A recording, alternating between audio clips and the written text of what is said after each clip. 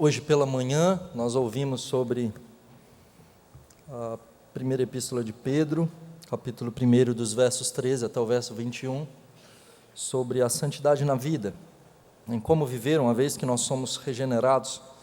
Nessa noite nós continuaremos na sequência, 1 Pedro capítulo 1, os versos 22 até o verso 25, e falaremos sobre a santidade no amor. A santidade nos relacionamentos, a santidade no amor. 1 Pedro, capítulo 1, os versos 22 até o verso 25, diz assim a palavra do Senhor: Tendo purificado a vossa alma, pela vossa obediência à verdade, tendo em vista o amor fraternal não fingido, amai-vos de coração, uns aos outros ardentemente, pois fostes regenerados, não de semente corruptível, mas de incorruptível, mediante a palavra de Deus, a qual vive e é permanente. Pois toda a carne é como a erva, e toda a sua glória como a flor da erva. Seca-se a erva e cai a sua flor. A palavra do Senhor, porém, permanece eternamente. Ora, esta é a palavra que vos foi evangelizada. Hoje pela manhã nós vimos que Deus nos salvou para que a gente seja santo, e nessa noite nós veremos que Deus nos salvou para que a gente possa amar. Deus nos salvou para amarmos. Roy Riggles, um jogador extraordinariamente talentoso, um jogador de futebol americano, no dia 1º de janeiro de 1929, em uma partida de futebol americano no estádio Rose Bowl, na Califórnia, ele correu por 58 metros, enquanto 70 mil pessoas gritavam. E aquele jogador, então, estava determinado a vencer a partida, correndo com toda a sua força, com todo o seu empenho, aqueles 58 metros. Mas em vez disso, ao invés de vencer a partida, Roy Riggles ficou conhecido como Roy Riggles Wrong Way. Ele correu para o lado errado. Ao invés dele fazer o touchdown para o seu time, ele correu na direção da sua própria meta e sofreu uma derrota terrível. Muitas vezes na nossa jornada religiosa é possível que a gente tome um caminho totalmente errado. É possível que a gente pense que esteja correndo com afinco e com grande entusiasmo e empenho na direção correta, mas a gente esteja indo no caminho totalmente errado. É isso que aconteceu com os fariseus da época de Jesus. Eles acreditavam estar certos, mas crucificaram o Deus encarnado. E talvez você esteja aqui nessa noite pensando estar em um caminho totalmente certo, mas é possível que você esteja correndo para o lado errado. É necessário que a gente pare e veja se de fato nós estamos no caminho. É necessário que a gente perceba se de fato fomos regenerados e se de fato nós temos cumprido aquilo que o Senhor determinou, as boas obras que Ele determinou que nós andássemos nelas. E Pedro mostra para nós que amor é uma questão de santidade. Nós demonstramos a nossa santidade por meio do amor. E quando a gente olha para esse texto, então, Pedro afirma para nós categoricamente que nós somos chamados a amar. Veja o que ele diz no versículo 22. Tendo purificado a vossa alma pela vossa obediência à verdade, tendo em vista o amor fraternal não fingido, amai-vos de coração uns aos outros ardentemente. Amai-vos ardentemente. Pedro, em primeiro lugar, então, afirma para nós o estado em que nós estamos. Por que que nós somos capacitados a amar? Porque agora nós tivemos a nossa alma purificada. Os crentes haviam sido purificados moralmente. A questão que Pedro utiliza aqui não é uma questão meramente cerimonial, como se eles haviam se purificado para participar de uma festa. A questão aqui não é algo passageiro. A questão é que Deus os havia purificado moralmente, Deus havia purificado os seus corações, Deus os havia regenerado. Bem-aventurados os puros de coração, porque eles verão a Deus. E é por conta dessa pureza de coração que aqueles irmãos tinham a possibilidade de amar, tinham a possibilidade de cumprir o mandamento do Senhor. E a lei do Senhor se resume a isso: amar a Deus acima de todas as coisas e amar ao nosso próximo como a nós mesmos. E o meio, Pedro mostra o estado e agora ele fala o meio, né? De que maneira os crentes obtêm essa pureza? E ele responde, ele diz: ao obedecer à verdade vocês foram purificados. Quando os crentes são obedientes à palavra de Deus, eles então são puros. Não é uma questão de guardar a lei para ser salvo. Não é uma questão de que então eu ando nos mandamentos para que eu seja purificado e salvo. Pedro não está falando disso, ele está falando de aceitar os ensinamentos do Evangelho pela fé. A questão é que vocês receberam o Evangelho, e vocês aceitaram o Evangelho, e vocês tiveram a vontade de vocês mudada. Deus transforma o nosso coração e Ele muda a nossa vontade. Um dos pontos do calvinismo diz respeito a essa graça que é irresistível. E como se essa graça viesse para nós e a gente não tivesse condições de resisti-la, mas como se fosse possível algum tipo de resistência. Mas Deus não age dessa maneira, como empurrando a graça para cima de nós. O que Ele faz é mudar o nosso coração. Ele muda a nossa vontade. Ele muda o nosso ser. Nós, por meio do chamado eficaz, o chamado interno, o Espírito Santo muda a nossa vontade, nós somos habilitados a crer, habilitados a cumprir os mandamentos do Senhor. Ele muda o nosso coração e agora nós podemos obedecer, e agora nós queremos obedecer. E nós somos chamados a ouvir essa verdade e a ter os nossos ouvidos abertos para essa verdade. Temos nós ouvido a palavra do Senhor e temos nós obedecido a essa palavra? A palavra do Senhor é pregada aos nossos ouvidos, nós estamos diante dela, constantemente lendo-a, e a pergunta que nós temos que fazer é: nós estamos sendo purificados por essa palavra, nós estamos sendo confrontados por essa palavra, de modo que nós temos crescido em santidade, que nós temos crescido no amor? Não é possível crescer no conhecimento da verdade e não crescer no amor, querido. Não é possível. Necessariamente, se nós crescemos no conhecimento da palavra, se nós crescemos no conhecimento de quem Deus é, nós crescemos em obediência, e crescer em obediência é crescer em amor. Deus estabelece uma igreja, uma comunhão, uma comunidade de cristãos que se reúnem para se apoiar, para se edificar, para se encorajar, e a igreja tem que ser a manifestação desse amor, quando ela vive a palavra. Temos nós ouvido a palavra, não no sentido apenas de apreensão intelectual, mas de uma transformação interna. Por isso que a Escritura constantemente diz para nós: quem tem ouvidos para ouvir, ouça. Temos nós ouvido, temos nós sido confrontados por essa palavra e transformados. Sabe, querido, quando nós ouvimos, a gente precisa olhar para a nossa vida e falar: olha, eu preciso crescer muito. Eu não tenho que ouvir a palavra simplesmente com o intuito de querer ver a técnica, ou o conhecimento, ou simplesmente para saber quem que eu gosto mais de ouvir. A palavra é de Deus, e o vaso quebrado que a transmite não é importante. O importante é a palavra de Deus, que tem que ser ministrada ao nosso coração e nos transformar e nos levar à obediência. E nos levar a uma vida que glorifica ao Senhor, à santidade. E queridos, não há um caminho fácil para a santidade. E Pedro vai dizer isso para nós: não há 3 passos para ser santo. Veja bem, eu vou te dar aqui 3 passos para a santidade. Não é isso, é a obediência à palavra.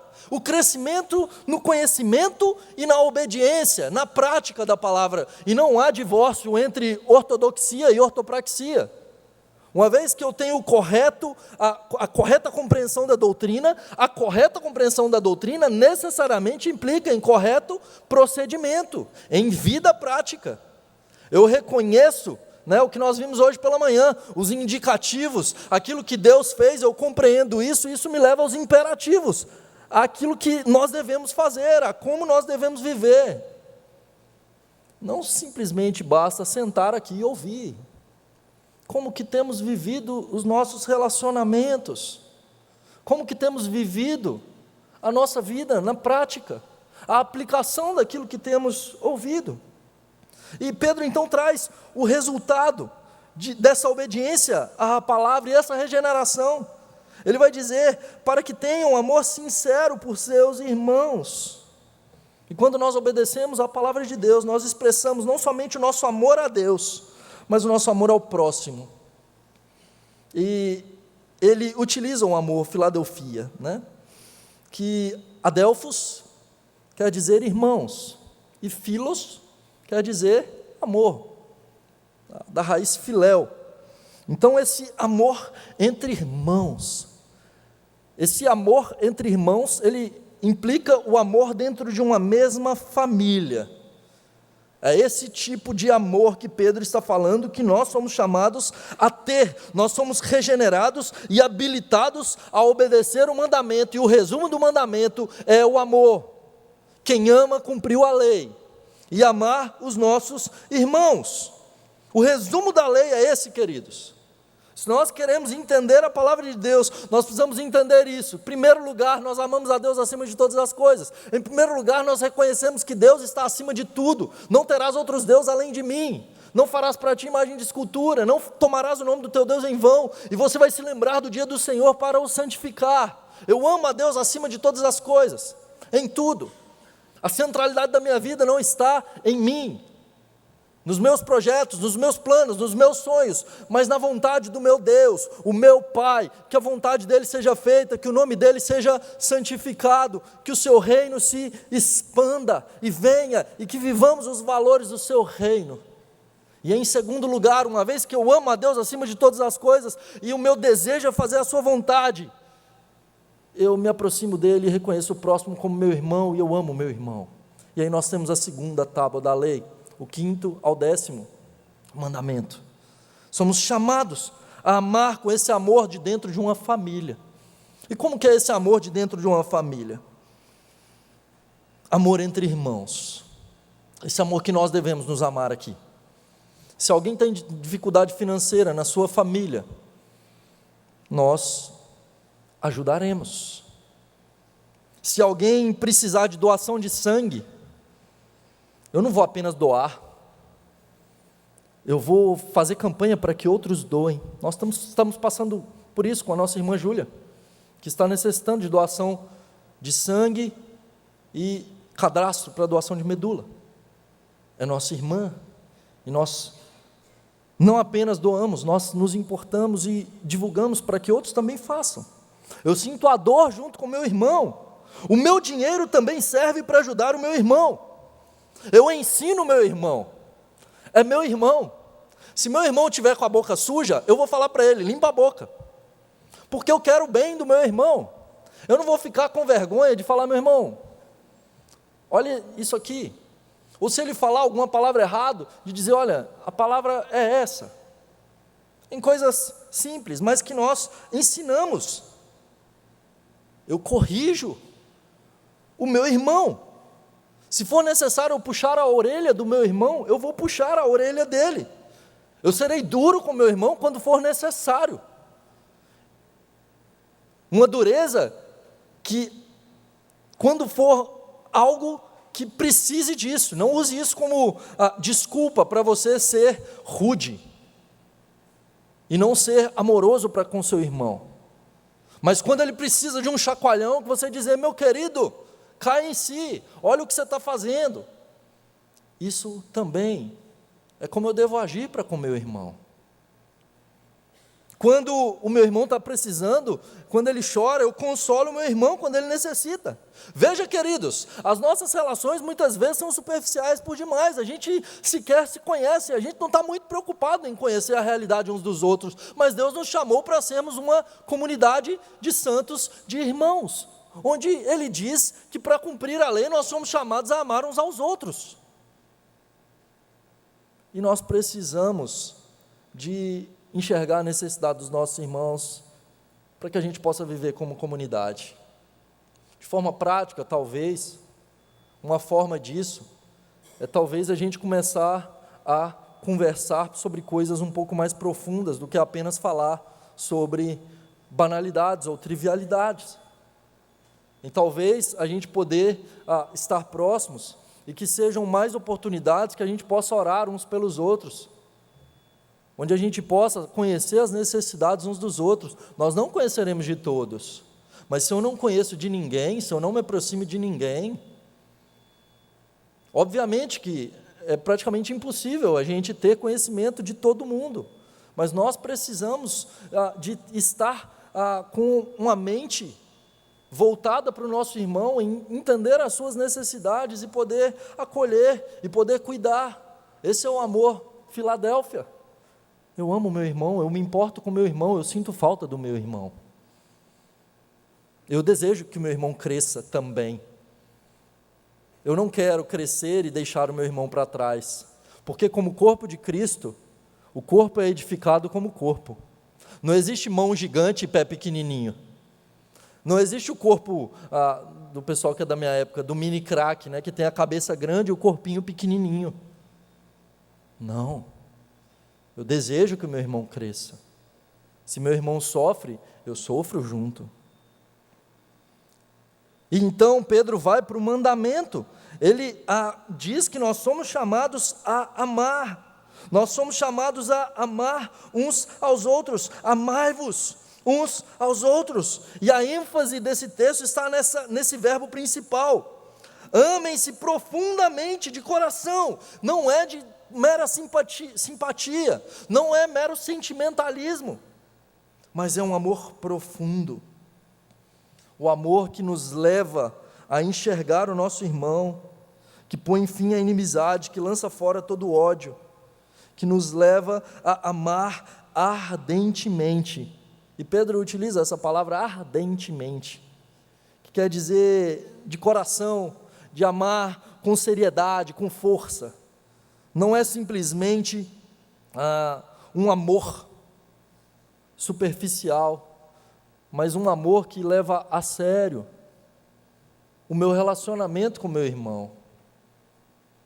Às vezes a gente fica querendo que Deus transforme a igreja, transforme o culto, transforme as sociedades internas, que a gente às vezes fica preocupado com eventos, porque tal evento não está tendo tal quantidade de pessoas, porque a gente está fazendo tal coisa, e uma palavra aqui às nossas sociedades internas, aos nossos departamentos, e tudo aquilo que nós temos na nossa igreja, o foco não tem que ser em números, porque tem muita gente ou tem pouca gente, porque mesmo que tenha muita gente, mas todo mundo está quebrado, tem algo errado.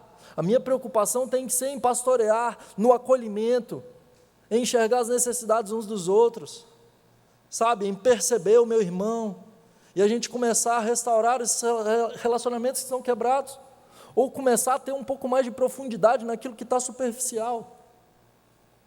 Deus nos chama a amar. E esse amor não é meramente uma questão sentimental ou de ser meloso. Esse amor diz respeito a se importar, a andar junto, a estar ombro com ombro. Dizer, meu irmão, eu estou aqui para te apoiar. Em saber que se tem irmão que está desempregado, eu vou apoiá-lo. Então, se tem algum irmão que pode oferecer um emprego, eu vou apoiar. Se tem alguma família que está enlutada, nós vamos andar juntos. Se tem alguma família que está com algum membro enfermo, nós estaremos juntos. Nós devemos amar. E esse amor não é o amor bíblico, queridos, não é esse amor que muitas vezes nós pregamos, a nossa sociedade prega, esse amor que deixa tudo, esse amor que é simplesmente uma questão de aparência, sabe? Não é esse tipo de amor que Pedro está falando, mas diz respeito a como eu ajo. Eu amo meu filho quando eu corrijo meu filho, porque eu me importo. O amor que muitos hoje pregam é um amor que deixa tudo. Isso não é amor. Hoje em dia é como se a gente tivesse que simplesmente sempre ter que bater nas costas e aplaudir. E a questão não é essa. A questão é que a gente tem que enxergar e aprofundar os nossos relacionamentos, para a gente conhecer uns aos outros e pedir ajuda uns aos outros também, quando for necessário. Às vezes a gente é egoísta demais, porque a gente não quer permitir que o irmão tenha a oportunidade de ser um instrumento de Deus para abençoar a minha vida. E sabe o que é, querido? Mesmo quando a gente sofre dores, Deus quer usar a nossa vida para abençoar aquele outro que está sentindo dor também. E quando nós fazemos isso, não é só o irmão que é curado, não, eu também sou. Você lembra lá de Jó? Quando ele ora pelos seus amigos, e Deus então muda a sorte de Jó, enquanto ele orava pelos seus amigos. Nós somos chamados a ser uma comunidade terapêutica, uma comunidade que enxerga as necessidades, uma comunidade que cuida uns dos outros, que cuida daqueles que têm necessidades especiais, daqueles que estão mais necessitados. Semana passada, uma irmã nossa foi promovida à glória, a irmã Leda. E eu louvo a Deus por ver o cuidado da nossa diaconia, dos nossos diáconos, para com aquela irmã verdadeiramente viúva, em poder enxergar suas necessidades, em cuidar dela. Quantas vezes eu não vi o nosso irmão diácono Geraldo Magela agindo para com aquela irmã como se fosse um filho. Irmãos da nossa igreja acompanhando uma viúva que não tinha filhos, sem marido, sem parentes próximos, e a igreja podendo cuidar, amparar, estar próxima. Esse é o amor Filadélfia. É a gente olhar para irmãos que precisam, que carecem, e enxergar a necessidade do nosso irmão. Perceber que, dentre as nossas crianças, é possível que nós tenhamos crianças com necessidades diferentes uns dos outros. Nós temos visto a nossa irmã Luciana, que tem sido um instrumento aí para cuidar de outras crianças que têm autismo, servindo famílias nisso. E a gente também precisa enxergar isso, perceber isso. E não apenas nesse sentido, em todos os outros, é perceber as necessidades dos nossos irmãos e nos envolvermos uns com os outros, a gente ir para além do culto. Lembra lá quando ouvimos sobre a questão do avivamento? Uma vida como culto a Deus. Além de apenas esse momento vertical, mas que a horizontalidade possa refletir a nossa comunhão com o Senhor, porque se a nossa horizontalidade não reflete a nossa comunhão com o Senhor, é porque a nossa comunhão com o Senhor é mentirosa. Se nós dizemos que amamos o nosso irmão, que nós amamos a Deus, mas nós não amamos o nosso irmão, nós mentimos. E Pedro continua dizendo, pois fostes regenerados, verso 23, não de semente corruptível, mas de incorruptível, mediante a palavra de Deus, a qual vive e é permanente. Por que devemos amar uns aos outros?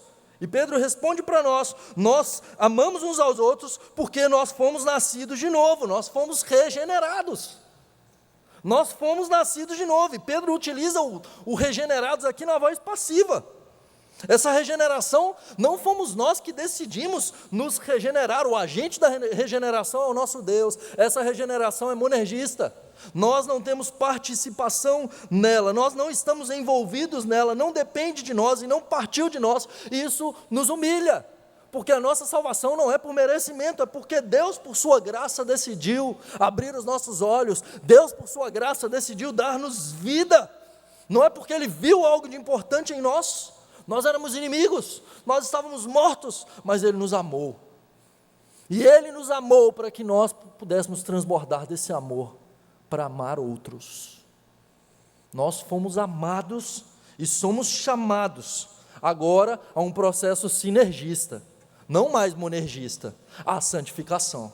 A salvação é somente uma ação de Deus, mas a santificação, nós temos participação, e Pedro está dizendo, agora, porque vocês foram regenerados, porque vocês foram salvos, porque vocês foram transformados, então vocês são chamados a amar, vocês têm uma nova natureza, essa nova natureza que transformou vocês, que habilitou vocês a amar, é uma nova natureza, não de semente imperecível, mas de uma semente imperecível.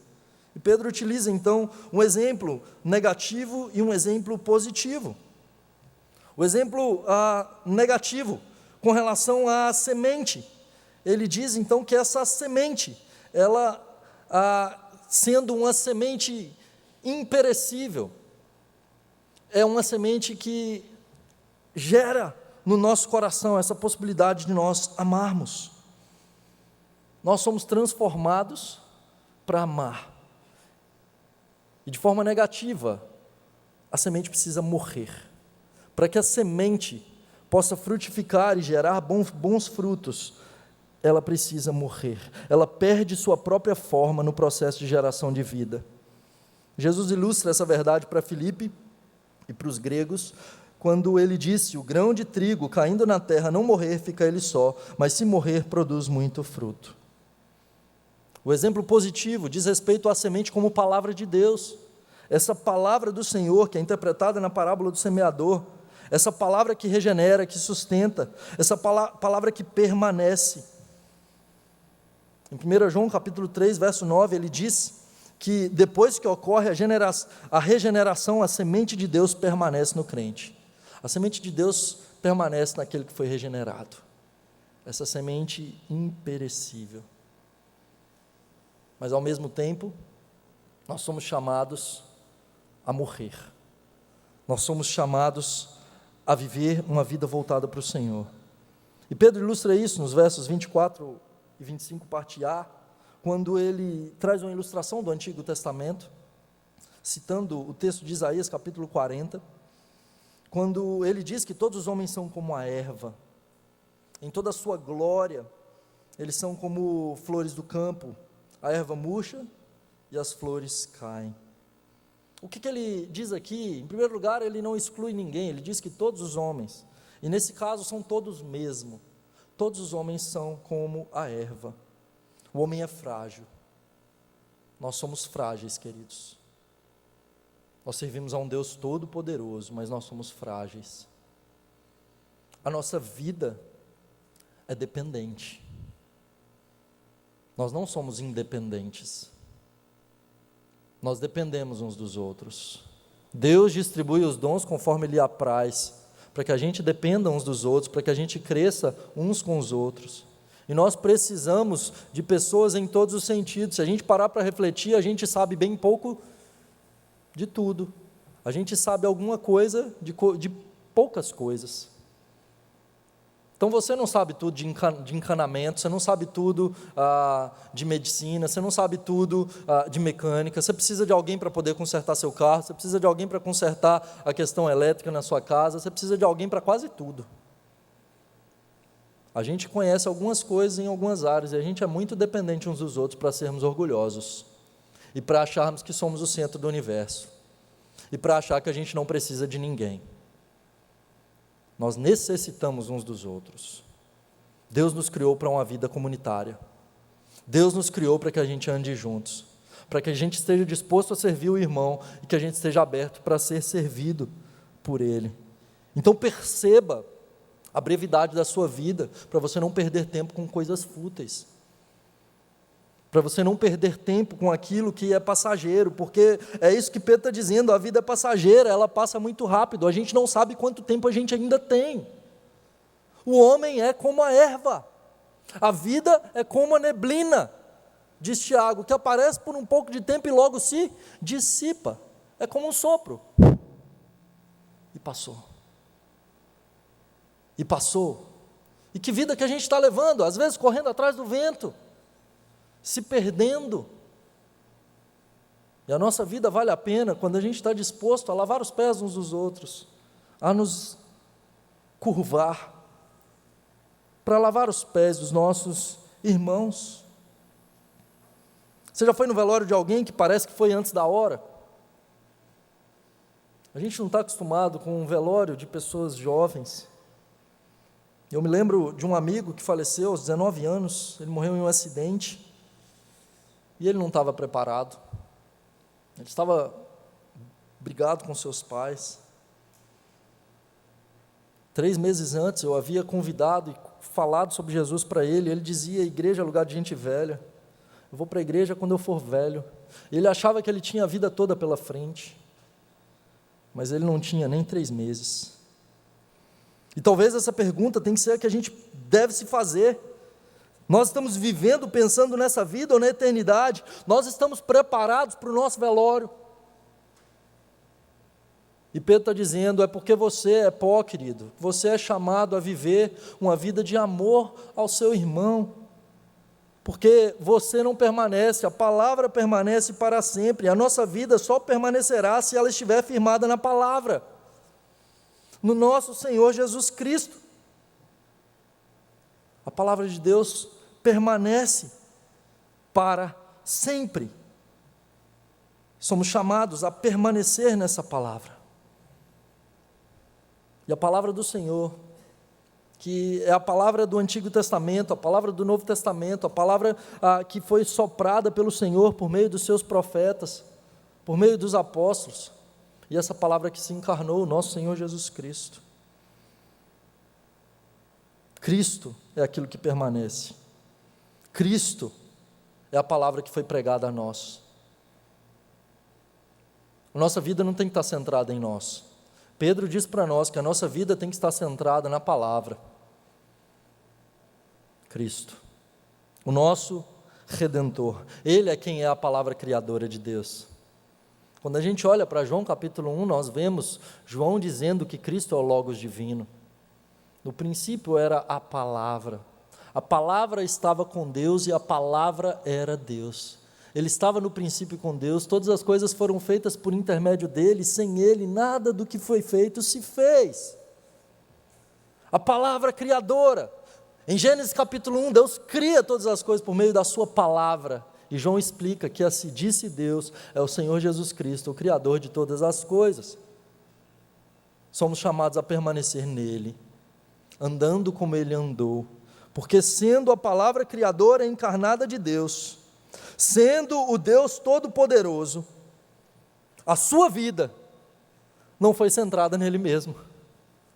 A nossa vida tem que estar centrada em Cristo, tudo nosso tem que ser centrado em Cristo, nosso culto tem que ser cristocêntrico, a nossa vida tem que ser cristocêntrica, tudo gira em torno dele, mas em sua vida ele nos deu exemplo, dizendo: olha, como eu fiz, façais vós também, eu entre vocês sou como aquele que serve. Ele não era egoísta, ele deu a sua própria vida, e nós somos chamados a dar as nossas vidas uns pelos outros. A gente não pode estar aqui brincando de ser crente. A gente não pode estar aqui brincando de ouvir e não praticar. Isso é perda de tempo. Isso só piora a condenação. Somos chamados a amar, queridos, a enxergar o nosso irmão, a sentir a dor do nosso irmão. A gente é falho, sabe? Nós somos pecadores de verdade, a gente é ruim mesmo. O tempo todo a gente tem que estar se olhando porque constantemente é possível que a gente tome o caminho errado. Lembra lá do Roy Riggles? E ele começou a correr para o lado certo, alguém trombou nele e daqui a pouco ele foi para o lado errado. Será que a gente está indo para o lado errado? Será que a gente está fazendo tudo errado? E a gente precisa olhar, aquele que está de pé, cuide para que não caia, arrepender dos nossos pecados, a pedir perdão para os nossos irmãos, a enxergar com graça, a ter misericórdia, a ter compaixão, a olhar para talvez aqueles que são mais fracos, estar disposto a doar meu tempo, a doar as minhas lágrimas, a doar o meu ombro para poder andar junto. Talvez nessa semana você terá que fazer uma ligação para alguém, talvez tenha alguém que você está sentindo falta, e no dia a dia é corrido mesmo, mas Deus nos chamou a não viver uma vida corrida, Deus nos chamou a gente começar a olhar para o lado. Porque nessa correria, querido, você está gastando a sua vida com aquilo que vai ser consumido pelo fogo. Deus nos convida a amar, um amor fraternal, amai-vos ardentemente uns aos outros. A gente está fazendo isso muito pouco. E o nosso Senhor é aquele a quem devemos imitar. Não em facções, em porfias, em divisões, em o que eu acho, em o que eu penso, mas olhando para o nosso Senhor com humildade, disposição sempre para perdoar e para andarmos juntos. Vamos orar?